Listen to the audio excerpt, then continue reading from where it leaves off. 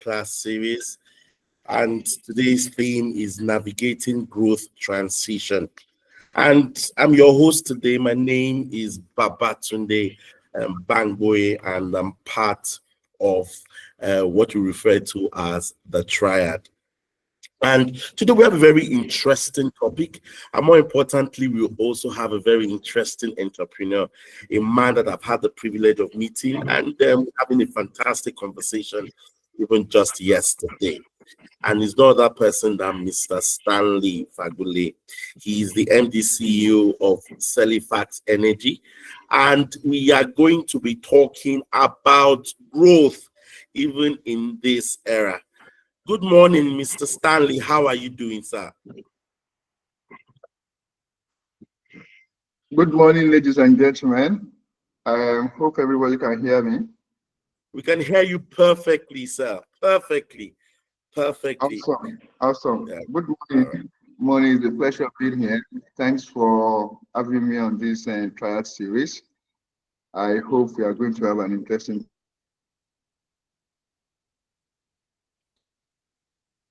Yes, we are going to have a very interesting time, yes, as we discuss, right? So I'll just give you a quick background of Celifax Energy. Celifax Energy is it's an oil and gas servicing firm, and they do quite a number of things.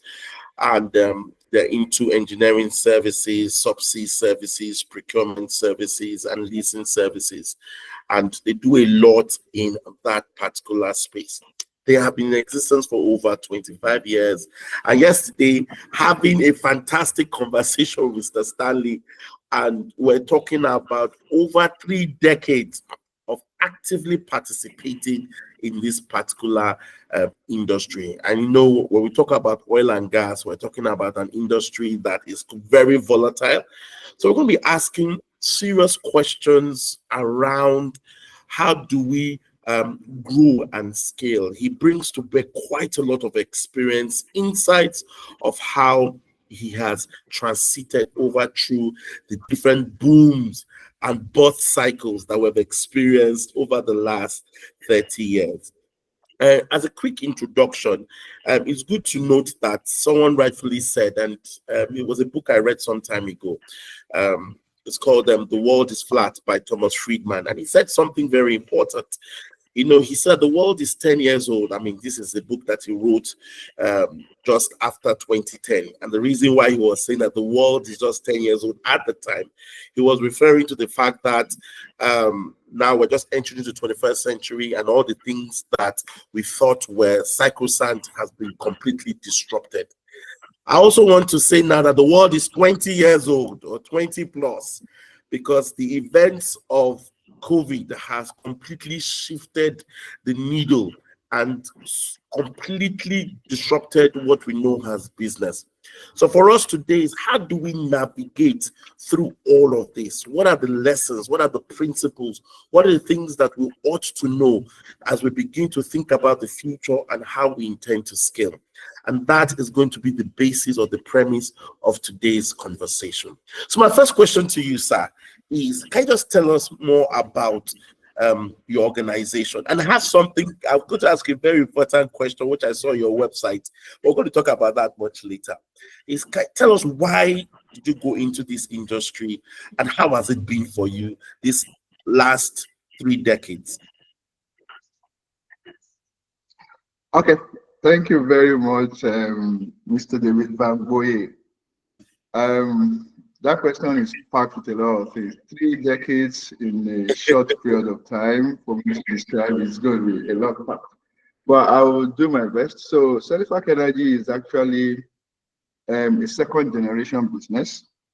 The company was actually founded by my dad way back in 1989 before I metamorphosed it into what we're seeing today from 2005.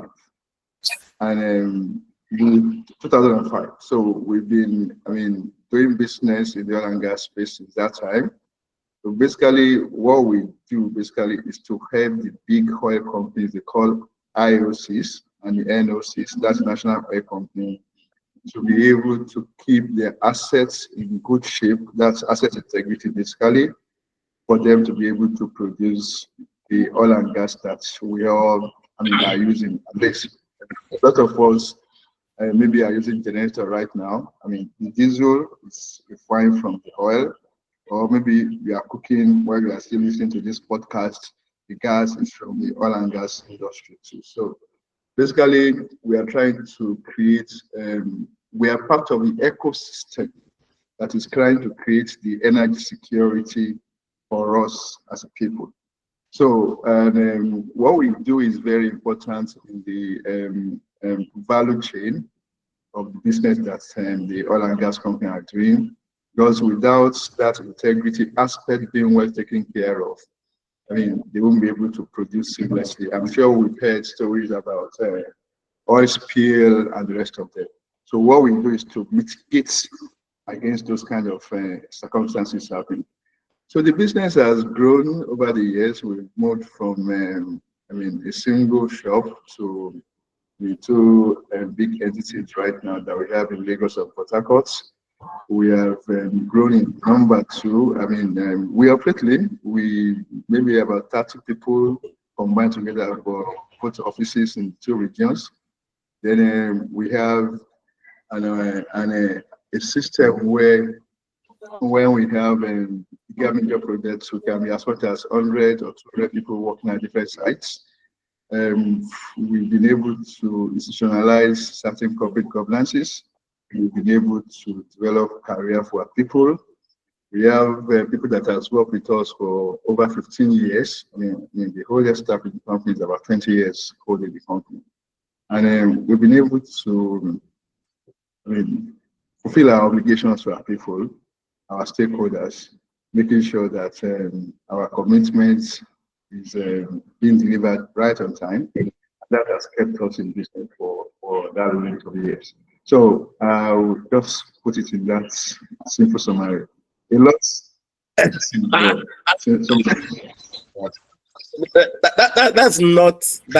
not a simple song. Sir, you have said so much. I was just taking down some keynotes that you mentioned. You mentioned words like corporate governance. You mentioned stakeholder management, which includes managing your commitments to your stakeholders. You mentioned doing right with your staff and ensuring that there is career progression. But there's something that struck me when you started your conversation, which also speaks to part of your value system, is the word integrity.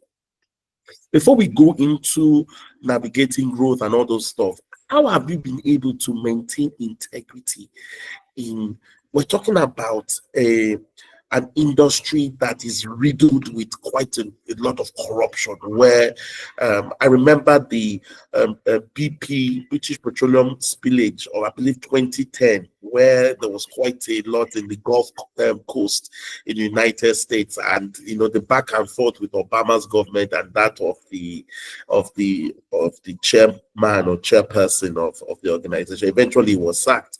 How do you maintain integrity even in this climate when a lot of corruption is pervasive? So how have you done that over the last 30 years? Okay, so thank you. The first thing I want to say is that apart from being an entrepreneur, I'm a person of faith. So as a person of faith, we have to model or reflect the characters of Christ in everything we do. That's number one. So as a company, our core principles that are very key to us, integrity is number one.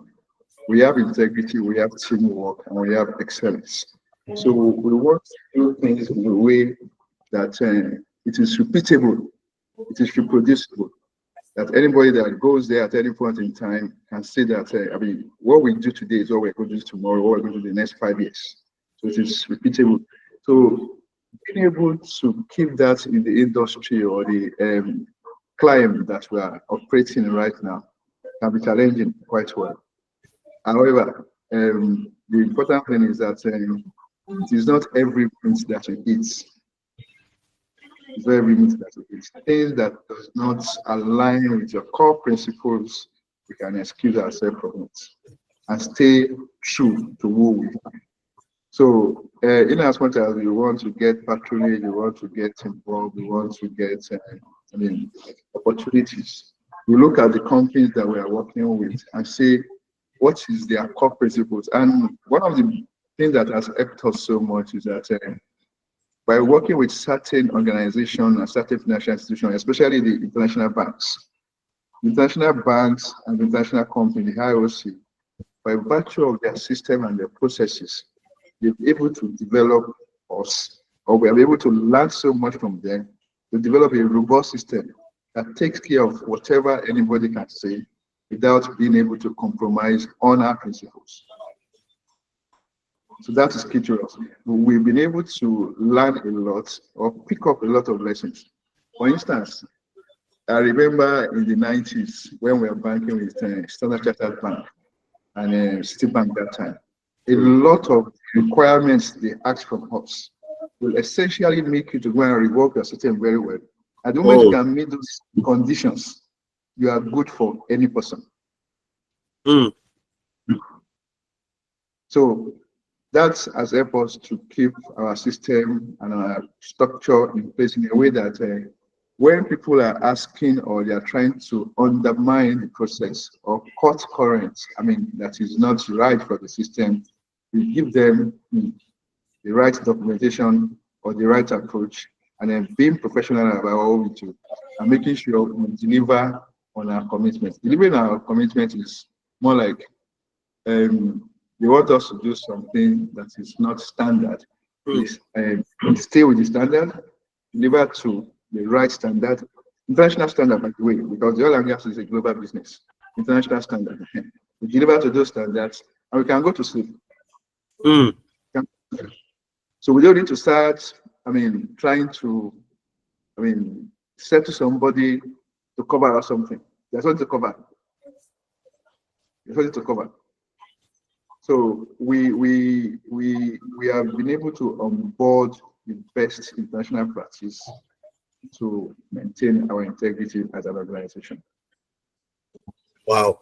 So I think there's a lot of things that you have said, and just for those of us who have joined, you're welcome. We're speaking with the MD CEO of Celifac Energy. His name is Mr. Stanley Fagbule, and we're talking about how do we navigate growth and transit even in this era. And so you mentioned a lot of things. When we talked about integrity, and this speaks to all of us as entrepreneurs, you mentioned something that the tone at the top matters. You said, I'm a person of faith and I model the right behavior. And that's such a strong word for entrepreneurs. In other words, everybody in the organization takes dressing from how the MD CEO responds to things. And I believe that you mentioned something that this concept of integrity, which is steeped in international best practices, enables you to do business the right way and allows you not to compromise on certain standards, which is so important. So for me, how important in your own estimation is culture when you are first and foremost building a business before we begin to talk about growing a business? Okay, so culture is very important. I think the last encounter I had with you at Rethink, when we had this first class, yes, you mentioned something that culture which we eat strategy anytime. Yes, it's strategy for breakfast. Yes. So now the culture thing about is basically transparency, openness. What you see is what you get. So make it a way of life, or we have made it a way of life in the organization that everybody has equal rights, equal opportunity to whatever the company owns, and nobody is going to. What we are doing, make it open, transparent in a way that you don't. Okay, if I'm dealing with a client now, and I'm trying to get a particular thing out of them, I am not the only one that knows about what is happening. no matter what. I have, like two in a box, two in a box. There are somebody else within the system that will always be aware of what I'm doing. So that transparency, that openness, and the way we manage our resources is done in a way that it's not like because the MD, I'm going to say, Mr. Banboye, you want to use our office, just go and take it and use. That's go through the process of we can give you certain concession, but making everything to be transparent and giving everybody the ownership of the system. So the power that reside in one person, the power reside with the system. So we are all subjected to the system.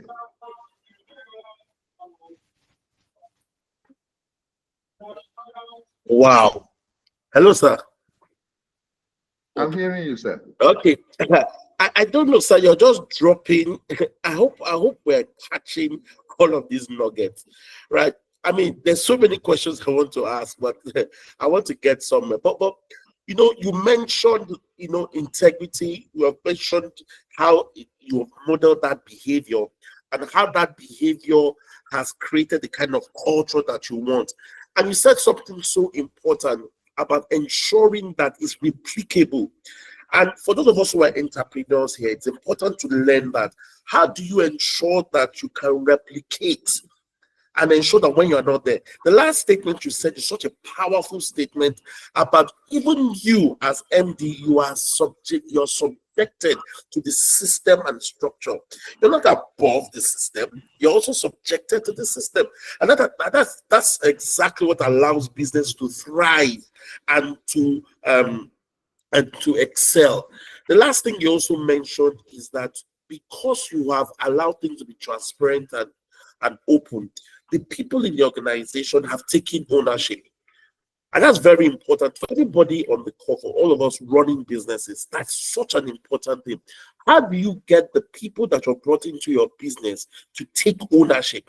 And part of taking ownership is what Mr. Stanley has rightfully said, which is ensure that the culture is not just stated, but it is practiced. The culture is not stated, but it is practiced. Thank you so much, sir, for that. Now, my question again, I want to put this issue of culture, I just want to just pause a bit. I want us to go back to your business. How have you been able to thrive? Not survive, thrive over these years. I mean, you have gone through COVID, which I felt I'm sure impacted. I mean, what are those times where, like I asked you yesterday, what about those times when you got into near bankruptcy? I'm just asking, for us. I mean, how have you been able to go through that ups and down and still breathe? Okay, so COVID is the most recent one. Before COVID, Yes. there has been a couple of periods when the oil industry had the gluts. Yeah. That the business was on the downward trend. And so as an organization, maybe the first thing is maybe we've been lucky because the grace of God is massive over the company. That's what I'll say, number one. Now, what we have done is God has helped us to take the right decisions. We've taken the right decisions so far. So, and the right decision is actually what has sustained the company up to this moment. So, one of those kind of decisions is that doing the right thing consistently.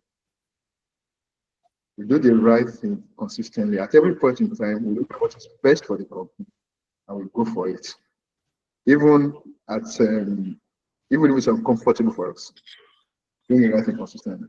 Now, the second thing is that we have deliberately invested massively, or reinvested. We reinvested whatever we have made as an organization into business. So we have a template where we look at the end of every accounting year, what comes to the company in terms of profits, how we do investment. So massively doing investment into the company in a way that when business is down, when the environment is inclement, we have income to still maintain our operations without laying off anybody. A typical example is during COVID. During COVID, I mean, a lot of organizations are laying off staff. And we had a town hall meeting with all our people. What do we do in this case? I mean, should we lay off people? And we all came to the conclusion that we reduced our salary by 45%, everybody. And everybody was getting paid throughout that period of COVID. Including you, sir. Yes, everybody. I had salary like every other person. So my salary is, they just paid me yesterday. So we all reduced our salaries. And at the end of the day, when COVID, passed, we restored back salary without laying off anybody, without anybody suffering unemployed, lack of income.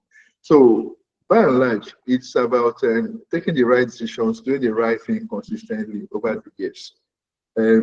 We have invested in certain parts of our business. So let me flesh it a little bit. One of the ways we compete as a company is that we compete based on our resources. So the work we are doing requires a lot of footprints in terms of equipment, in terms of assets and the rest of them. So we invest in those assets. So we are not depending on any outsourcing to get those assets. So we use that one as a competitive edge in pricing for projects. And those investments was from our internal cash flows. That way, we have a very strong foundation to be on the business on the long run. So that has helped us. We have not suffered bankruptcy, by the way, but we have suffered banks, facilities that we took, for instance, that the project was cancelled, that we need to repay the bank. But over the time, we believe we were able to negotiate and manage that, and we paid. And to the glory of God, we are clean to a large extent, clean. Well, Mr. Stanley, thank you for being very vulnerable with us and just being open. Just to sort of capture those key principles, and there's something you said that just blew my mind, and that is doing the right thing consistently. And I think that is such an important thing, to put it in a business sense. A lot of businesses try as much as possible. They want to exploit new opportunities explore new opportunities without exploiting their current reality. And what you have said is that you kept reinvesting into your business. So for all of us who are entrepreneurs on this call, it's important to know that one thing that is so critical is doing the right thing consistently, to reinvesting in your business. Cash flow is king. Liquidity is such an important thing in any business. And because you have been plowing back into your business, you were able to take advantages. And because of that, you as the MD, you are under your salaried, right? And you were able to take a pay cut just to be able to do. There's quite a lot of layers into that particular conversation. But for us, how have we been able to, because one of the challenges a lot of businesses have is this issue of cash flow, about being liquid. Can you give us some practical insights of how businesses can stay liquid? We all know that cash is the life of every business. Yeah. Oh,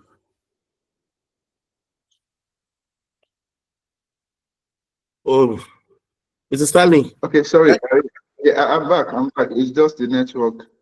Yes. I changed my source. Okay, so we talk about cash flow. Cash is the life of every business. Without cash, you can't do anything. What's happening?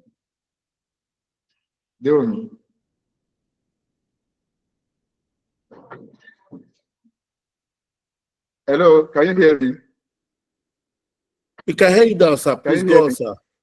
We can hear you. So, like I said, cash is the life of every business. Without cash, I mean, for instance, if 5,000 can make you to miss an opportunity of internet. So, and cash flow is critical to as a business. We prioritize cash in everything that we do. So, I tell my people that I can be broke, the company will never be broke.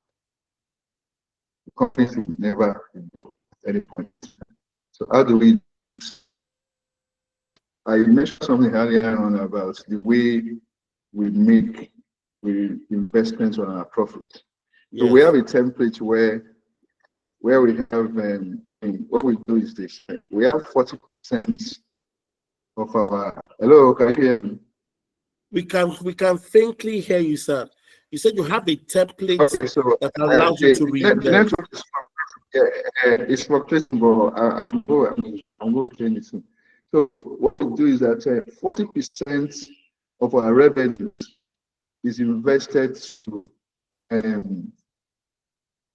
capex. Okay. Another 40% is into OPEX.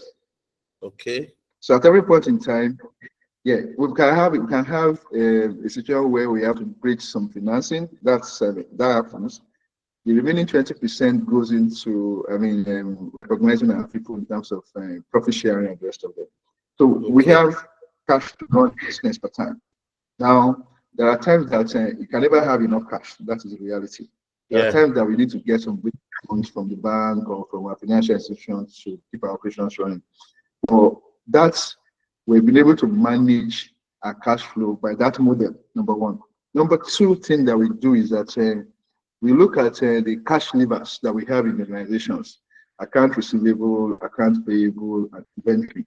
So we took the three of them to always make sure that our cash situation is positive. So, and that has helped us tremendously because, for instance, in the last 20 plus years or so, everybody gets paid the very much. Everybody gets paid at the end of every month. So we have a system that makes sure that everything. So the structure is there, the system is well, organized, and the only thing we put on top of it is strategy to make sure for the long haul. Wow, Mr. Stanley, thank you. Before we go on, please, if you have questions, please, you can put your questions in the chat box. I've seen some questions coming in. I would ask those questions in a few minutes. But again, the purpose of this conversation we're having is to enable entrepreneurs glean and learn from those who are in the same space and what they are doing. And I hope we're learning and taking notes from someone who's in the trenches. Again, I want to reiterate a few things that he has said. If you have noticed, he has said systems, structure, and culture. He has repeated that quite a number of times, right? And he mentioned that one of the things that has enabled him compete effectively is to focus on what he refers to as the core of his business, which is assets. So he understands that he needs to invest in those things, which gives him that advantage. No wonder in their website, that was a question I was going to ask you. You wrote, it's written there, the Celifac advantage. And that is what was actually stated, that you have those assets and you can leverage on those assets without really outsourcing. So for entrepreneurs on this call, it's important that you invest in your core. Reinvest in your core. Focus on your core. Sometimes we get so lost with the fad, what is happening, what somebody else is doing. But notice that part of the decision-making framework is to consistently do the same thing. Not what it means the same thing is those things consistently doing the right things that speaks to the culture one and speaks to what gives the organization an advantage. Because of that reinvestment in that asset, they're able to take on competitors, both local and global. And number two, they're able to consistently stay liquid. The last thing he said is they have a template that guides how resources are allocated in the business, which is very important. Yes, before we start to think about bridging finance, one of the things that he has said is that he invests 40% of the revenue in capex, capital expenditure, and of course 40% in opex. And of course, I like the last part. I wish I was working in your company, which is the last 20% is for profit sharing. So for those on the call, do you have a framework? Do you have a structure that allows you to be able to make right decisions? Do you have a system that also that you can, corporate governance, irrespective of where your business is, that guides how things are done in your business? You can see these are some of the principles that has allowed them to stay liquid and also beat the market and thrive. Thank you so much, Mr. Stanley. The next question that I would ask: how have you been able to, over these years, attract best talent?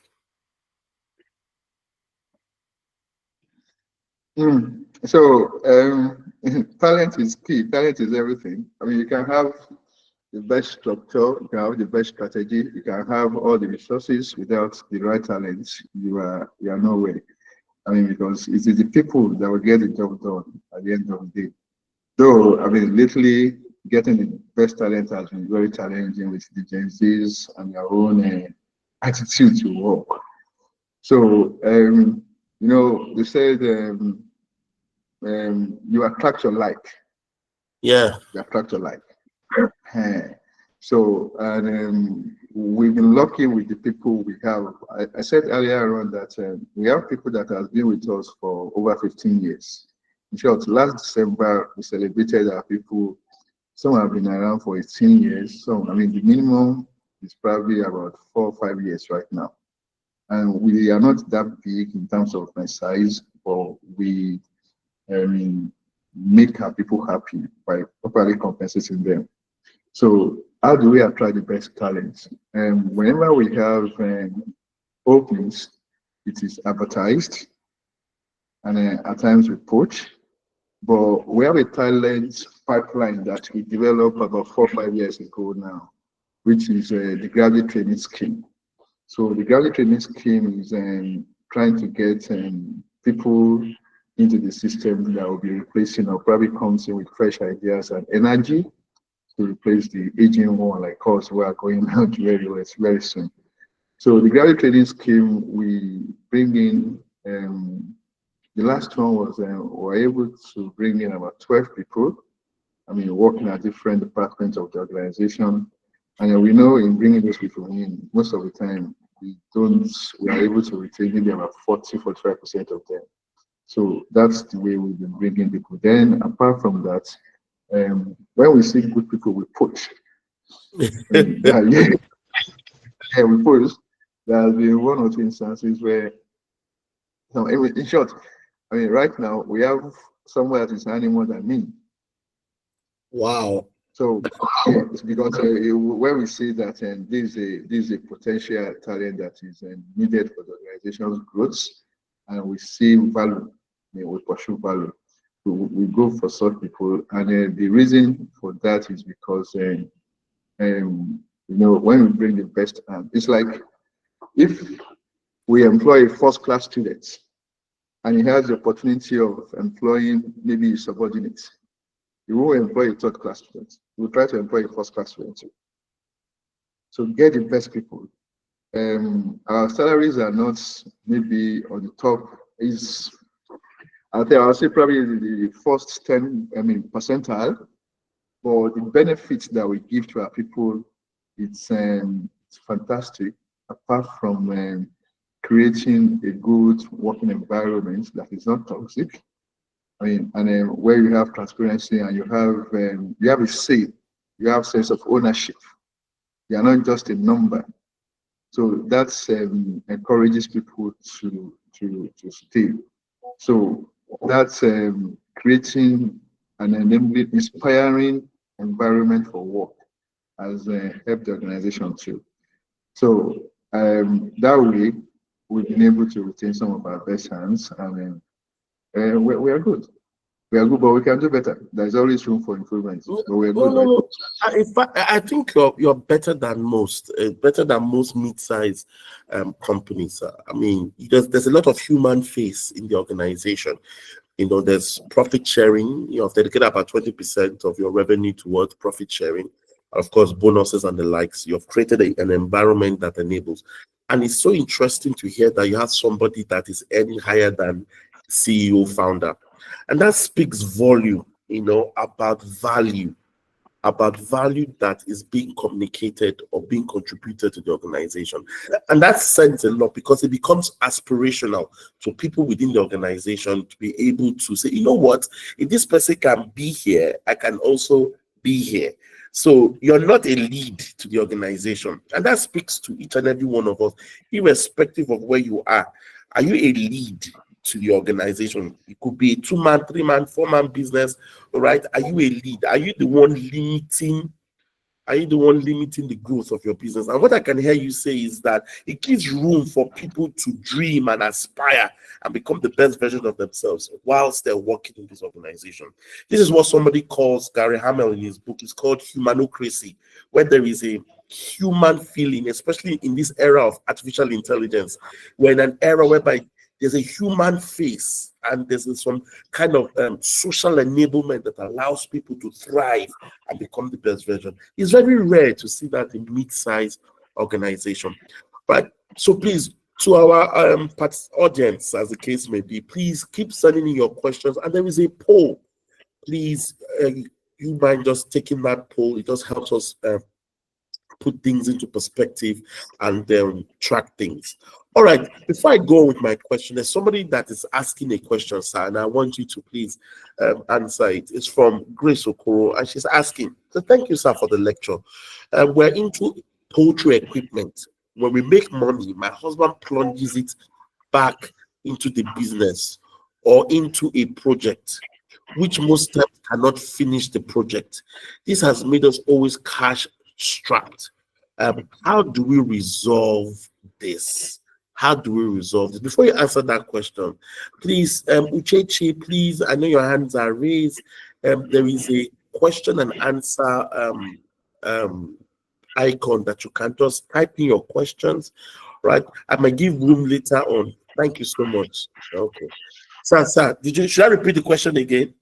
No, I heard you. I mean, All right, please. Okay, over to you, sir. yeah. So I just the husband wants to grow the business and the wife wants to earn some money too. So basically, the important thing is that the essence of being an entrepreneur is that you want your freedom and you want to have some financial freedom and even personal freedom. And the point I can see, or what I can see from that question, is that maybe they are not paying themselves. You have to pay yourself first. You have to pay yourself first. And a salary. And a salary. See, your salary does not necessarily have to be, I mean, something very big, something that can take care of your day-to-day expenses or monthly expenses. So let me give this insight. When we started off, some of my contemporaries were working in Shell, in Chevron, in ExxonMobil, and the rest of them. And then, I mean, I go see them, looking for opportunities from them. And at the end of the day, there are stories around, okay, can patronize you now, look for this opportunity for you and the rest of them. Then, one of the things I had, or that was foundational to me, was that I want it to be like maybe in another 10 years. I'm talking about the 90s now, 10 years or 15 years from now, that whatever these guys are earning at whatever level they have, I can pay myself the same amount in this company. Mm. And that has happened. So if there is GM, for instance, and earning maybe 4 million or 3 million, I can pay myself 4 million or 3 million from this business without any stress. So pay yourself first. And I mean, smell the roses. Smell the roses. In as much as you want to grow the company, smell the roses. Mm. Pay yourself. Make yourself comfortable, because you are working. If you are not in good shape, if you are not in good health, or if you can't take care of your bills, maybe, I mean, school fees of the children is going to be embarrassing the family. Pay yourself first. Take care of what do I need as a salary that will make me to get by every month. Determine it yourself because you are the owner of the business, right? Determine that and pay yourself. Then the remaining invest. Hmm. For that's very again. I think they're also saying. I think that's such a very important thing. Rather than just dipping your hands in the money and just spend because you just received the 40 million and you feel this is the best time to go to Dubai and just spend the money. Delayed Just pay gratification yourself. is such a very Yes. important thing. Delayed gratification separates the business money from your own personal money. There should be a clear demarcation. Spend from your whole salary. Don't spend from the company. Like I said earlier on, the company should never be broke. You can be broke as a person, but the company should never be broke.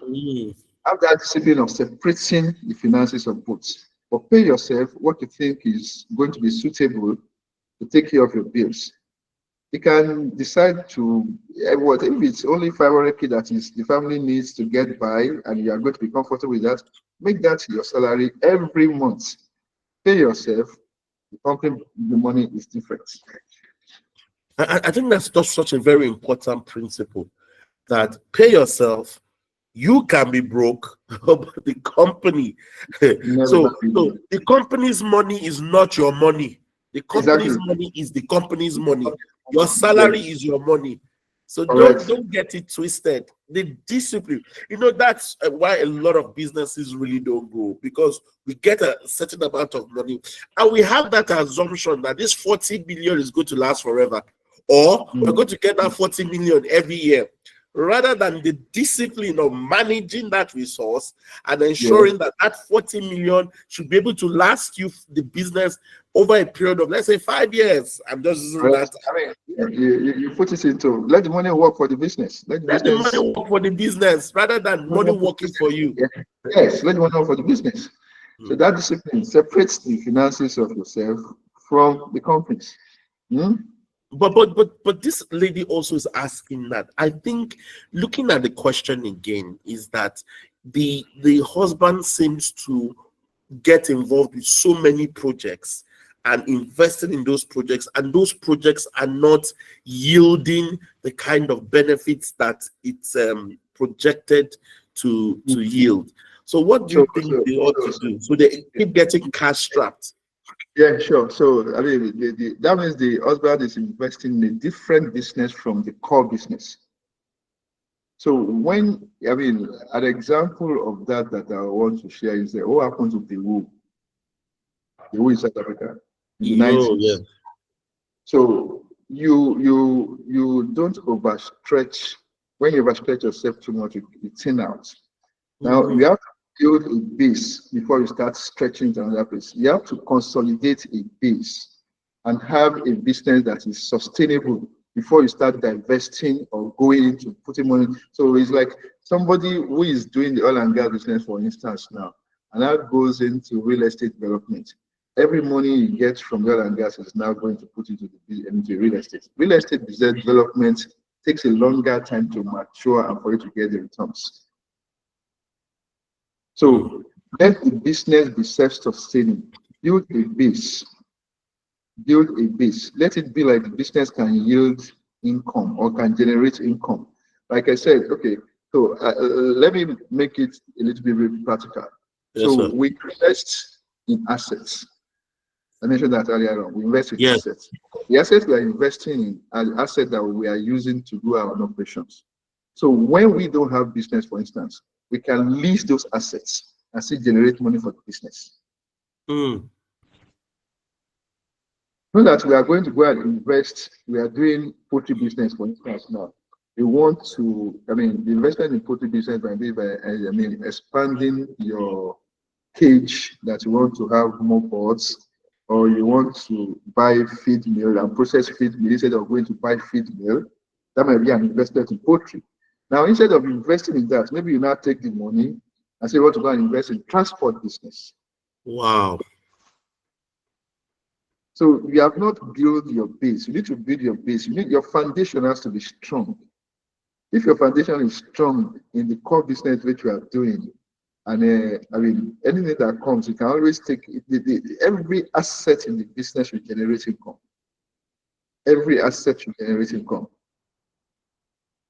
I think that's so profound. Every asset In the business should generate income. Should generate income. Every asset. Build a base first. Spend time to work on the core before you begin to buy, acquire, build the base, or else you begin to thin out. That is important, right? And this is some of the growth strategies, especially in this era, especially as we go into, as we deepen our, as we go deeper into 2025. Focus on the core. Focus on your core. Exploit what you're currently doing before you begin to explore new terrains.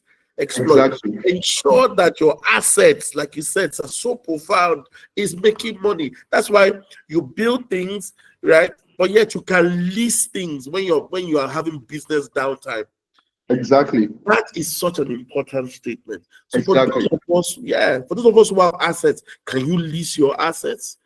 Can you list them out? So whilst you're not doing any major contract, that particular business, that particular asset is still making money, because whether you like it or not, it's still asset. It's capital. It's still capital. Wow, this is so important. So again, I would like to ask, what other growth? So you mentioned a very important growth strategy about focusing on the core. What other growth strategies or innovative practices did you come up with to help your business over this last couple of years? Okay, so it's been challenging terrain, the oil and gas business. And we looked at how can we, we have this transformation plan that was put together in 2019 aftermath of the Stanford program that we went to. Okay. In that program, we look at our business holistically, and we have 3 audacious plans, which is number 1 is that we want to move the organization from services to production. We want to have international expansion. At the same time, we want to grow the revenue substantially, 10x, substantial revenue growth. So that's the growth plan we had about 2019. And so we started that out, and we have outposts in Ghana and Uganda right now. And that is basically part of the international expansion. And looking at, so what we did basically can be summed up in two sentences. It is more like increase our service offerings across different geographies. Increase service offering across different geographies. So that way we mitigate downtime or downturn in any of those services or in any of the geographies. So that template was to practice and say that has helped us to be able to weather sort of hedge. Yes, hedge against the challenges that is prevalent industry. Service offering different geographies. I find that that is really important, really important, and I hope we got that he has a vision. But remember the graduation. He has a solid base. He has a replicable model that has allowed him to scale, right, by consistently investing in the core assets that gives him leverage in the market. Now, as part of his big, hairy, audacious goals, right, he's now expanding into new territories globally, using Ghana and other parts as outposts, and having the service offerings that speaks to the peculiarity, but is not different from his core. Complementary businesses. Yes, complementary businesses, and that is so important. I hope you can see how he's graduating, right? Because as many times, don't go into things that you're not clearly, don't have clear understanding. Somebody calls it the hedgehog concept. I think that's Jim Collins. Hedgehog concept is saying that the fox always tries to find different ways to eat and kill the hedgehog. But the hedgehog only has one concept, which is to roll up into a ball. No matter what device or strategy the fox tries to eat the hedgehog, he can't because he has mastered his core. Yes, and irrespective of the terrain, his core always gives him an edge. And that speaks volumes to each and every one of us. I hope we're learning these principles, that before we begin to think about scaling our business, try as much as possible to solidify, in the words of Mr. Stanley, your base. Let your base be solid enough that can create a sustainable practice for your business. Stop thinking about going to London or going to Germany or go abroad where you have not perfected your business to give you the necessary skill, knowledge, and education for you to be able to compete in this other global markets. That's the thing. Thank you so much for that. The next question for me is this from you as an entrepreneur and looking at what is going on. How do you balance all of this? How do you balance? I'm not looking at you as the person, but how do you have the time? Because I can imagine that your business is scaling, it is growing. You have put all the bases down. Now you're going into new markets. How do you take care of yourself? Okay. So you can give me your typical schedule. For every entrepreneur, is always there's always this story of overwork, or you are a workaholic and the rest of them. So I think something that has worked for me very well is the fact that I have a good family. Charity begins at home, so I've gotten a very good support from the family. The children, my wife has been able to take care of home very well in terms of training the kids, so that we don't have any issue with any of the kids. So that doesn't give us something to worry about. So and it's founded on the fact that the faith that I mentioned earlier on. So the family is intact. So when you have peace from the house, you can go out there to conquer in the marketplace. So the family is number one. By the grace of God, family. Then a lot of people don't believe that. I have a life outside work, but actually, I play hard. When I want to play, I play hard. So I give myself fun. But one major thing that I know is very important key that has given me that energy to run is I sleep. You say run, sir. Yeah, run. I sleep. When I sleep very well. I'm blessed to sleep very well.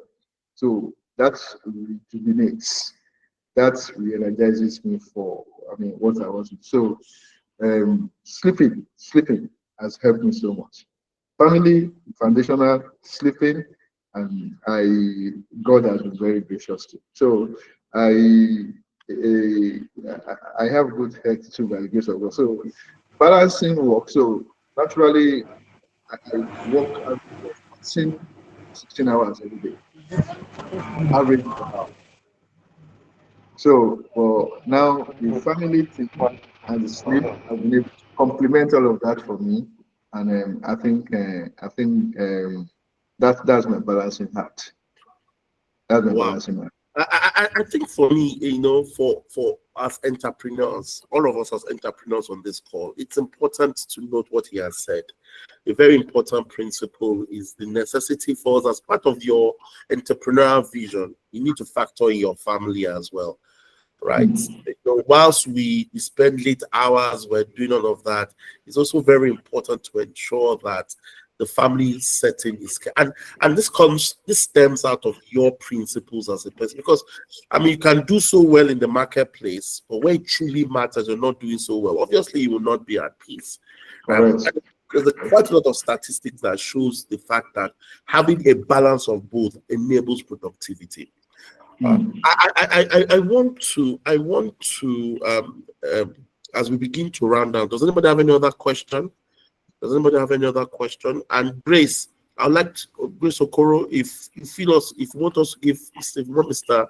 Fagbule to give us more insights to what you have said, maybe you want him to explain further, please, you can signify in the questions.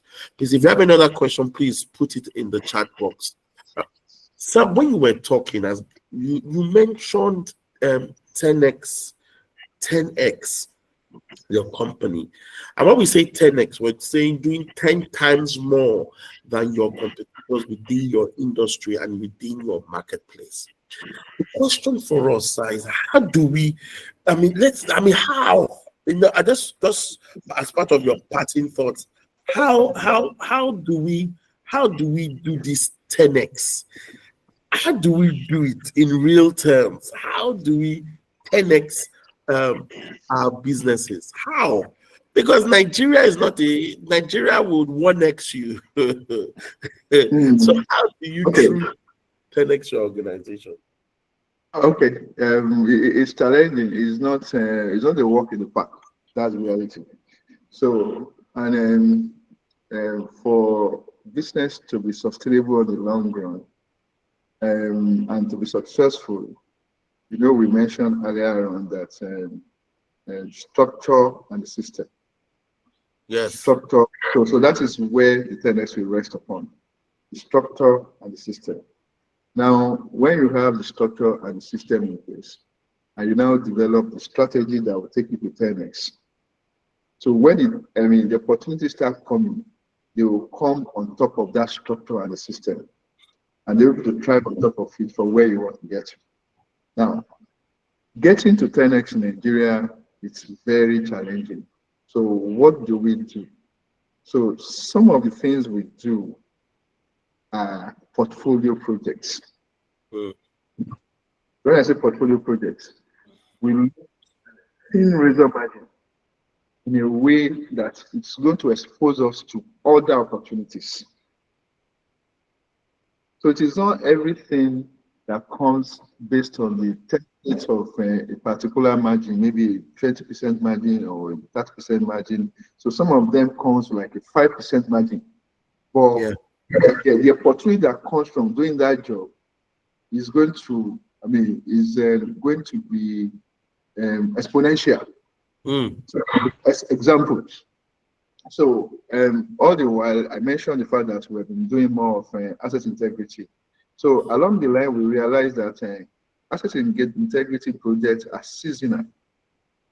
We need to be busy and get more from our resources by being busy throughout the year. So we moved our service offering a little bit away from asset integrity into EPC. At EPC level, you'll be busy throughout the year, then you can now get more revenue from there. So it's like if you are making 10% out of 1 million naira, it's different from making 10% from 500,000 naira. Please, can you repeat that again? That's so profound. Please, sir, can you repeat? That is so profound, sir. Please repeat it again, sir. If you are making 10% from 1 million naira, or 10 million naira rather, it's different from making 10% from 500,000 naira. So, and some of these things, like I said, they are portfolio. So when we do those portfolio projects, it's like opening up ourselves. We are opening up ourselves to new markets, to new environments. That way, we've been able to, generate more visibility, more income, and at the same time, more profit. Wow. I'm looking at my time, and I'm like, I hope we got this. I just hope we are taking notes. I'm taking notes. And this is so. So everyone, listen to what Mr. Stanley is saying. He said, note. He He's into portfolio management. So he's asking the question, and this is a principle for all of us. He's asking, what does the market need? What is the market saying? If we're going to 10x, we need to understand where the market is shifting and how we need to position ourselves. Because what is the point of having asset that is dominant,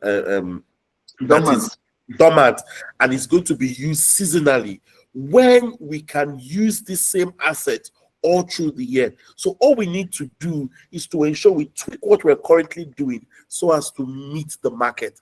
But remember what he said, that you cannot 10x anything if you have not built it on the foundation of a proper system, a proper structure, and a proper culture. You truly cannot be agile if you have not put a solid base.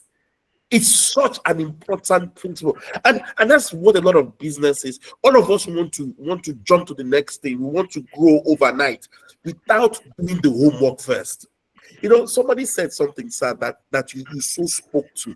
Yeah, I think it's Jim Collins in his book Good to Great. He said, if you're going to 10x your organization, he says that the first thing you need to do is to have what he called empirical creativity. That is, you cannot be creative if you don't have data. And that's what we said. The market is saying something. We have looked at, can we feed the market with what we currently have? Yes, let us pivot to that, whilst we still keep on doing what we've always been doing. But a lot of people don't understand what the market is saying. And I keep telling people in sales, right? Selling is not, it's not what you're selling that matters. It's what your customer is willing to buy. Whether I like it or not, the customer is still king. Like the former MD of Mary Stem, Mr. Wole Egbegunde, said a very profound statement.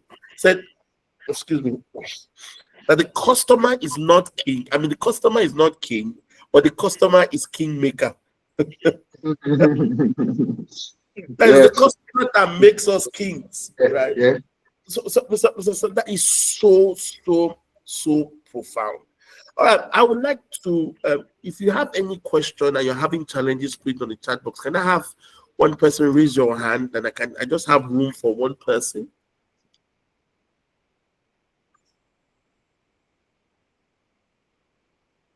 All right. Can Mrs. Olajon, Esther Olajon, please, can you ask your question? Thank you very much for this platform. And I also want to thank the speaker and the organizer. It's really been an insightful topic. But one thing I want to ask is, when you asked the speaker concerned, he said he loves sleep.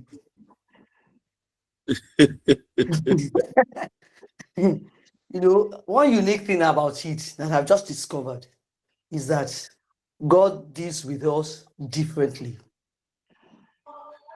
God deals with us differently.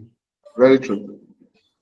But the basic thing is that the principles can still be the same, but not everything is the same.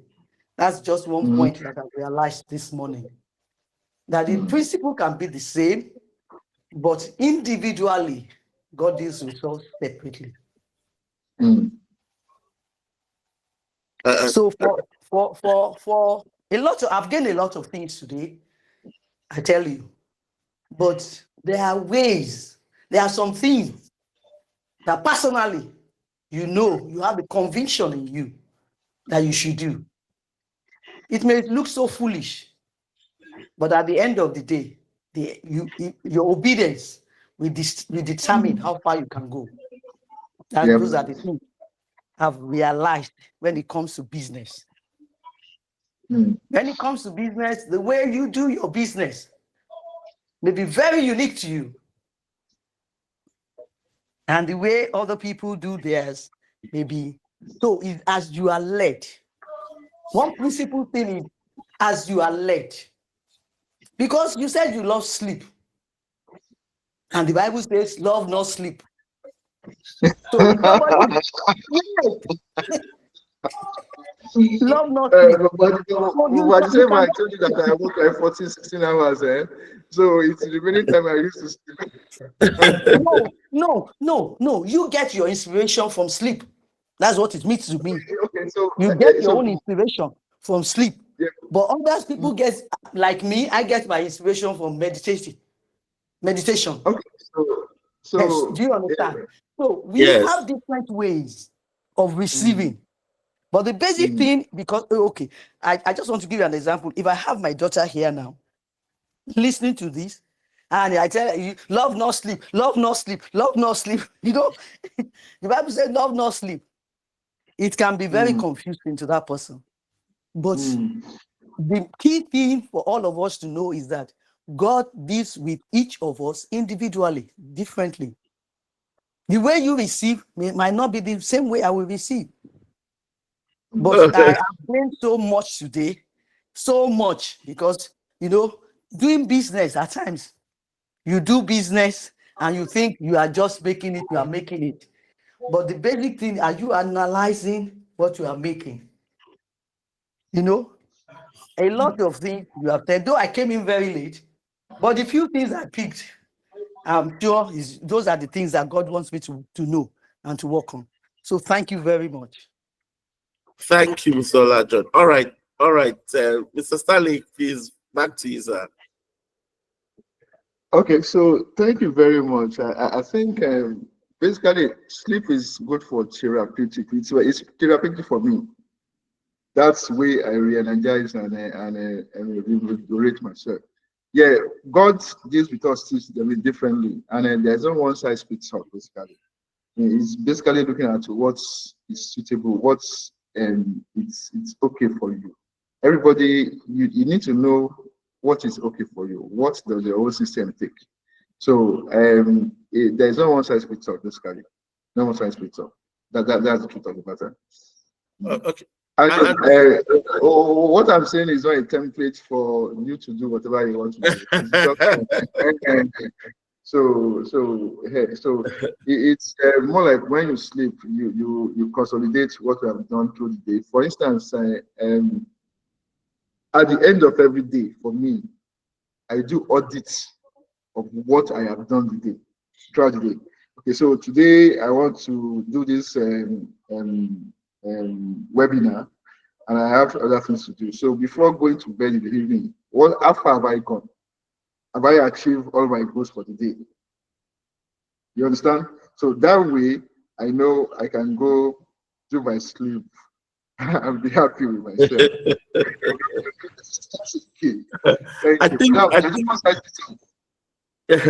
I think what Mr. Sally is saying also is that, remember, we're asking how does he manage his time, and he says for him, he's a person of faith. Family is so important to him, so spending time with his family and having a good sleep. Having a good sleep. Rest is so important. So he's not emphasizing sleeping. It's just having a good sleep. As entrepreneurs, when you're sleeping, sleep. I mean, literally just shut down and sleep and move the next day and, get it up. That's what he's saying. So it's that delicate balance, because what is the point of burning out? Burnout means that you're overdoing. And that's what Mr. Stanley was Thank you, emphasizing. sir. Yeah. Thank you. Yes. So he was emphasizing that is key. I mean, someone is working 16 hours a day. Is that not normal? So he takes time to sleep. Then when he sleeps, he hits the day running again. And I think also is important. What I've also learned from Mr. Stanley is that being an entrepreneur, especially in this climate, is two things. One, it is that it is a marathon. You need to manage your energy. I mean, how you keep jogging, but it's also a sprint. A sprint in the sense that you need to seize opportunities when those opportunities. So it is the strength that you develop when you are just taking that soft jog that allows you to have that burst of energy to seize opportunities, which means reinvesting in the business, which means building a solid base. If you're going to 10x your organization, you need to put it on I love how he said it. It must be on the foundation of systems, structures, and culture. And that is very important. All right, Mr. Stanley, I would like us to give us your final thoughts. Final thoughts. Or is there any other question? I can't see any question here. If there's any other question, anybody have any other question before? I would actually like to get more questions because Okay. it's the because of these questions that I learned too. I'm learning from this. It's not only that people are picking from me. Yeah. I'm picking one or two things from this too. Okay. Somebody's asking a question. Go ahead. Somebody. So Zekon, please go on. Please just ask your question, sir. Zekon, please. Zekon Global. All right. Good morning, sir. Good Second morning. Global Ventures. Good morning. Okay, I want to ask, as an entrepreneur who is just starting business, I have learned so much today, and I must say thank you so much, sir. I can be broke as Thank an you. individual, but my business must not be broke because cash flow is the life of the business. I want to Correct. ask, sir. Over the years, I've been hearing, webinars of on entrepreneurship. I'm still confused on, as an entrepreneur, a business owner, what are the perimeters of calculating how you pay yourself? So you're doing business, in hundreds of thousands, maybe millions, and then you're to earn from that business because every proceed from the business is not for you to spend for personal self, except maybe you're buying assets or reinvesting into the business to increase capacity. But how do you determine your I don't call it pay, I call it impress. How do you what are the perimeters? What percentage should be what you have to take from the business to spend on yourself, your own personal need, on a monthly basis or on a annual basis? What's your Mm. advice, sir? Okay, thank you very much. Nice question. So, in as much as there's no one size fits all, but the basic parameters that should guide you is what is your monthly bills. That's very important because the business should make you to be comfortable, not to put you under pressure. That's why you're working. When you get employed or you get paid employment, you are trading your time for the salary they give you at the end of the month. And the choice of the organization you are going to work for is going to be based on the salary they are paying you. If the salary is not good enough, people turn down opportunities to look for another place, right? So, what is the basic bill that you have to meet on a monthly basis? So, you are not living to splurge; you are living to grow the business. So, Mm. you won't put all your. Okay. Yesterday, for instance, was Friday, end of the month. A lot of people, Saturday, Friday, evening Lagos. They went out, splurge. So you're not living to splurge. So if my house rent is X amount, my upkeep every month is Y amount. My wife, I need to give her this amount of Z amount for allowance. Calculate everything you need to live a comfortable life that will put you in a healthy state to be able to focus on growing your business. Look at, can the business pay these amounts? Don't overload the business with, unnecessary expenses like our host said earlier on, traveling to London, living large. So based on that, and look at the sustainability of that amount, then over time, you can increase it. Maybe you have only one child now. If you have two kids and you have to pay their school fees, maybe most organizations they increase their salary after 2-3 years. Like in our own organization, every 3 years there are salary increments. So you can increase it gradually to where you'll be ultimately. But look at what will not hurt the business now and the basic needs that you need to pay for. That to me is the approach we deploy. Thank you. Wow, that is really, really I hope I answered your question, sir. Second Global. Does that give you an You insight? did perfectly, sir. Thank you so much. Thank you so much. Thank you. Thank you so much. Thank you. And I think that's one of the major challenges a lot of businesses have. in terms of how they intend to grow their businesses. And I think for me that is so important. Think about what are your, I think, basic needs. This is not the time to begin to overthink it. Your basic needs that allows you to grow. And I think for me, sir, you have said so many things that I wish we hope we can catch it. Is think about how you intend to grow. Remember, growth has to be an intentional act by us. It must be an intentional act. I'm going to ask a last question, and I think I did say this to you yesterday. I like using this quote a lot because I feel that it's true. And the quote is that I think it's from James Allen. He said that growth creates complexities and complexities hinders growth. Now, if you think about that quote, what, in your estimation, over your years of business, what do you think that quote means? That growth creates complexities within the business and complexities hinders growth. Okay, so I think we had a little bit of discussion around this yesterday. So Yes. the first thing I want to say is that when you solve a problem, you create another problem. Yes. When you solve a problem, Yes. when you solve a problem, you create another problem. So now, in creating another problem, is now a function of the number one, system, number two, agility, number three, adaptability to those problems that is created for you to be able to quickly move and resolve them. So I tell my folks one thing, and because in as much as the moment when you get bigger, you have a lot of systems and complexities around your goods that you have set up certain SOPs, certain controls, and the rest of them. And so that is what is going to hinder the group when as you're getting bigger, right? So what I tell my guys is this: you can break the rule, but obey the law.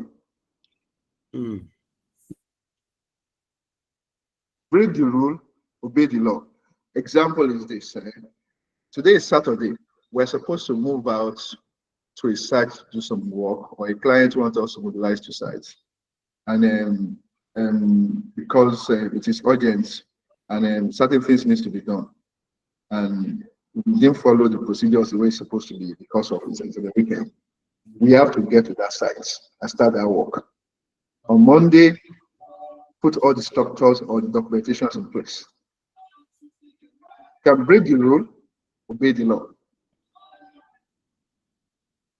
So that is being nimble, that's being agile.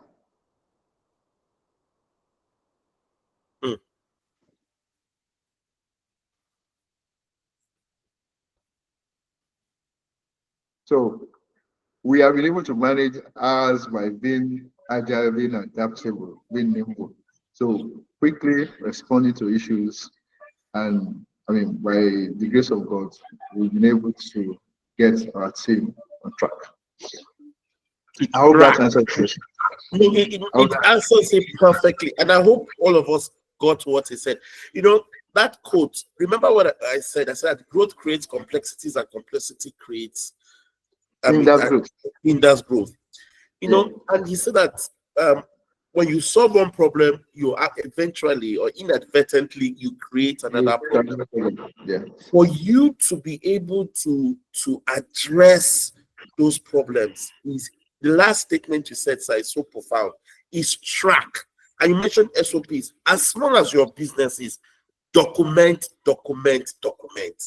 For me, my own business, that's exactly document how you did this. Ensure you have folders and files that allows you to know what you did to get what you got, so that when people come there, they can actually see something, and you can use that as a baseline to improve what you're currently doing.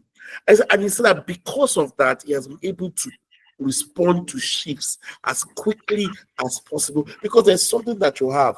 And I feel that a lot of businesses, a lot of entrepreneurs, we don't document things.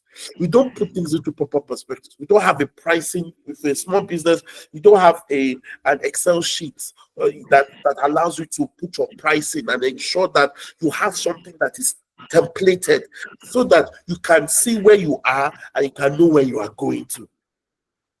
You can see the kind of shifts you are making and what you did to get what you got, so that you can have something to track. Sir, by the both of us should write a book, sir. Because there's so many things. No, there's so many things. I'm still a work in progress. No, sir. There's so much. There's so much that you have said today, sir. And if there are no questions, any parting thoughts, sir? Any parting thoughts? So, if there's no question again, I want to thank everyone that has been part of this. I mean, it's exciting when we have the opportunity of sharing. Oh, sir, sorry, somebody has a question. No problem. No, that was an error. It was an error, please. It was an error. Okay, all right. Please go on, sir. All right, so it's been exciting sharing information together and knowledge about things. The parting shot I want to give to every one of us is that the power of observation is much more important than knowledge.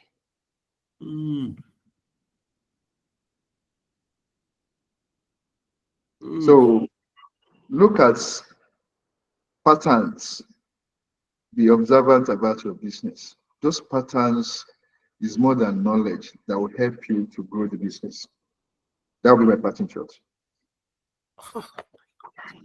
So why do you keep on doing this? Why? The power of observation is more powerful than knowledge. Look at patterns in your business. I also want to add in your industry. Sir, what you just said right now is, there's a book written by Michael Clayton, The DNA of Innovation, by the late professor. His name is Clayton Christensen. He was the founder of disruptive innovation. We're talking about the DNA of an innovator, and the number one thing he said is observation. The power for us to know the trend lines and the headlines. What is going on in my business? What are those things that are reoccurring as patterns that I need to address? Sir, thank you very much. What is going on in my industry that I need to position by knowing that I have the capacity to address it or answer the questions my industry is or the market is asking? Mr. Stanley, thank you very much, sir. I wish we could go on and on and on and on. Thank you, everybody. Thanks for being part of this. And on. So, well, thank you so much, Mr. Stanley. And to everyone that is still on the call, thank you for taking out the time to be part of what we are doing. So the Triad Masterclass is organized by Scepter Advisories. And what we do in the Triad Masterclass is to help businesses grow and scale. So we usually have a masterclass session. Mr. Stanley was part of the maiden edition last year. We've had 2 editions, and the third one is coming up on the 18th of March. And my team will be contacting you on the next steps. And what we try to do, our goal really is to help businesses grow and scale, to take mid-sized companies to become global enterprises. And this is important to us, and this is core to our purpose, because we want to see. And there was something you said in your opening statement, sir. You said that this is a second generation business. I know in this part of the world, it's very rare to see generational businesses. And I remember in the session we had, I noticed that your son was in that session as well. So we can see that you're already planning the next generation, in scaling the business and all of that. So as a party shot, so I know we're saying party shot and I'm closing. I was going to ask, I wrote it there, I just skipped my mind, and which is just in one sentence. What's your take on family-run businesses? Yeah, I mean, the biggest multinationals and conglomerates actually started from families. The Siemens, Samsung. They're all family-run businesses. Start from family. So is basically putting the structure in place. A structure that makes it that the family is subjected to the business, not the business to the family. Wow. The family is family subjected to the business, not the business subjected to the family. That's what allows for longevity of Correct. the business. Wow. Sir, thank you. There are a lot of learnings. And let me just, some of those learnings you talked about the CEO who must be the tone at the top matters. The CEO must model right behavior so that you can institutionalize corporate governance and culture. It's important to manage your stakeholder ecosystem properly to ensure that the stakeholders, what you said you will do, not that you will compromise on quality and excellence. It's also important to ensure that you have a culture that it's not just stated, but it is practiced, but it is driven by the entrepreneur. When you have a culture that is consistently practiced, a culture of transparency and openness, it facilitates ownership. And eventually, everybody is subjugated to the culture, which includes the MD CEO is not above that system. It's also important to have a system and structure that is pervasive all over the business that enables you 10x your business and seize opportunities as the case may be. It's important that you have a template that allows you to make right decisions, especially when you have a right template. It allows you to do the right thing consistently, even if it's uncomfortable, because the system is there. It helps guide your decision making. It allows you, more importantly, when you have that template, it allows you to reinvest in your core so you can seize opportunities within your market.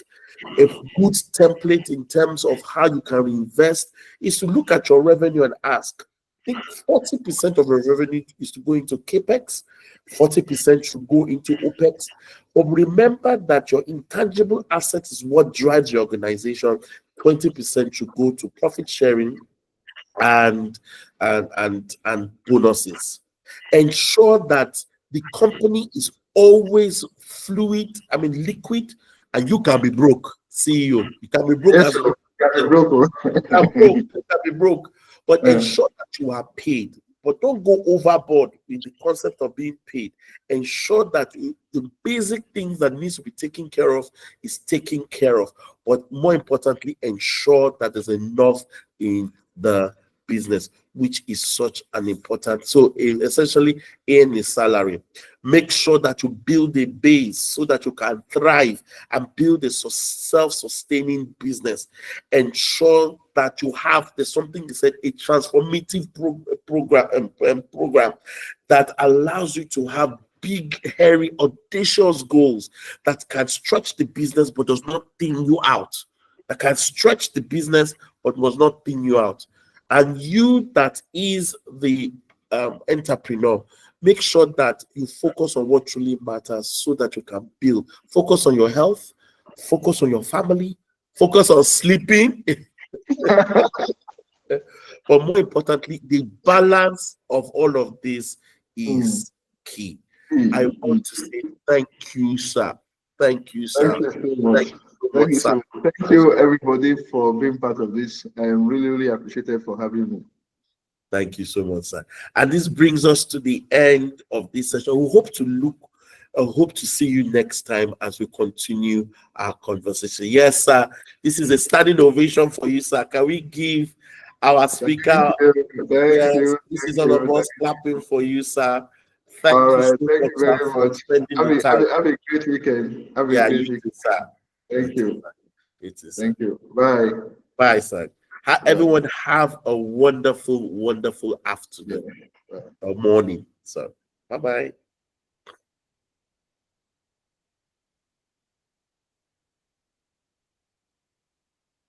Tosi and the team, Nasima.